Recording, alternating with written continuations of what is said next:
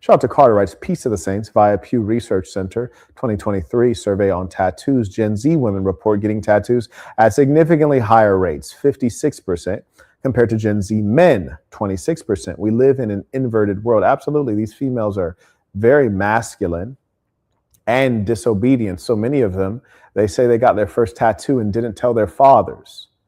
I heard a young lady told me recently she had her you-know-whats pierced and didn't tell her father. And why is that? Because a father is the standard for morality, the man. Women, you take your eye off of them long enough, they do all matter of foulness. All matter of foulness. You're blessed to have a woman that is pure in her intentions. It's rare, may not exist, might be like Bigfoot. Shout out to Mr. Carrington, came in supporting the work using the Stripe link. I appreciate you.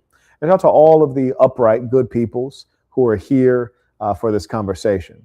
I acknowledge Carter. He writes, this guy must have took speech lessons from Dr. Umar with how much he repeats it. Oh, that's an old one. That was from the Shahid Bolson. My apologies. Sorry about that. Yes, and if you guys didn't check out my response to Shahid Bolson, which is the white fellow who dresses up like Malcolm X, does his cosplay bit, tries to use the inflection and tonation of Malcolm X.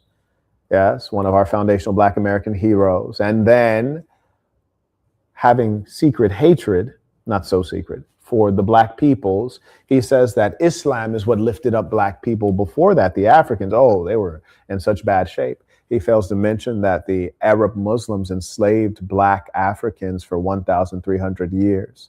He is one of the many who fool you. I again direct you all to the Black Code. You can find it here. Why? So that you understand who you are, who they are, who your enemy is, and how you must operate in the world today. The world today is increasingly complex. Meant to divide, meant to separate you, to isolate you, to have you looking at other races that look like you. And listen how silly that sounds. To look at other races that look like you. Well, that's the same race. It's not an other race, you see. Africans do have the most genetic diversity, but they are in the same racial category, Negroid. What she should have said is look at other ethnic groups, yes, different types of Black people. Maybe they're a Black Dominican, a Black Haitian, a Black Nigerian, a Black Namibian. Those are different ethnic groups, not different racial groups. They, of course, have different genetics at some level. They're different subcategories, but in the greater category of Negroid, they all fit. And that is the idea of Pan-Africanism. We have this inarticulate woman who's intellectually limited, and it is a shame that we should have to hear her. There should be an IQ test before anyone can use a podcast microphone. And hating them for no reason. That is the same. And now she's proceeded to continue lying. The FBA generally does not hate on Africans for no reason. There have been times I've been having completely positive, fruitful conversations with Africans.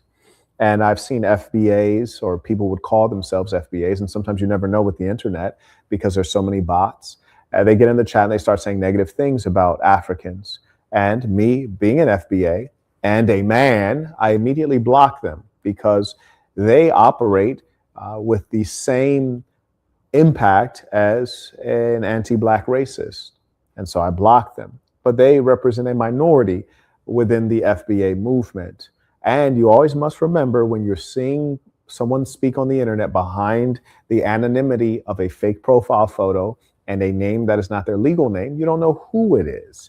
You don't know what double agents are operating or what AI is at play. You don't know if it's a bot farm. And perhaps this is how the enemy twists us up mentally. And that is precisely why in the live session that I did in the last 24 hours called The Process of Revolution, I speak about co-location. If you've listened to me for any amount of time, I've talked about co-location for 6 years now, maybe 7. And just recently, Tucker Carlson interviewed a tech fellow, of German origin. He's a tech individual.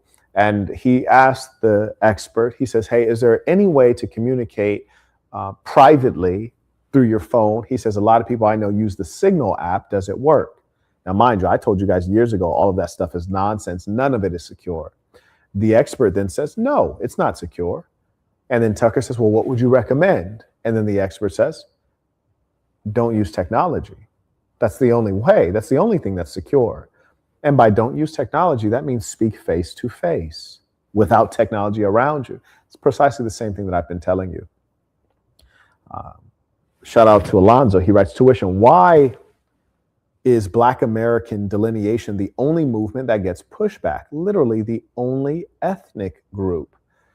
Well, there's no doubt that there's something special about the foundational Black American. We've achieved so much. I've even heard of Africans saying that they were in other countries like South Korea, and the South Koreans were like, oh, Michael Jackson, Tupac Shakur. And they identify the Black African with the accomplishments of the foundational Black American. And at some level, they float on our achievement and our good name. We are, at some level, the most accomplished of the Black peoples on the earth in the modern era, today. And where there's accomplishment, there's always envy. Yes. And that may explain some of it. But what is important, Alonzo, is not that we get pushback. It's because we don't have to deal with the outside world. We have to deal first with the inside world, which is, do our people understand the identity? And I think Tariq has done a great job at defining that as a starting point. But what is next is the Black Code. And the Black Code is, what is your ideology? Because the foundational Black American concept is not an ideology. It's a definition of ethnicity. It is delineating or demarcating what is inside of this bucket and thereby what is outside of it.